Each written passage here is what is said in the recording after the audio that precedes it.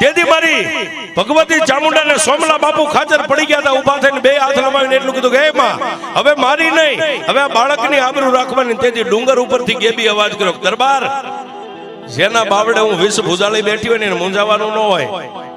એ કદાચ કામણગારો ગમે એટલી અગ્નિ પ્રગટ કરે, પણ મારા ડુંગરના પેટાળમાંથી જો અહીંથી હેમાળો હાલતો કરી અને જો ચોટીલાના શમશાનમાં હળકથી સેયું નો ઠારી નાખું તો ચામુંડા.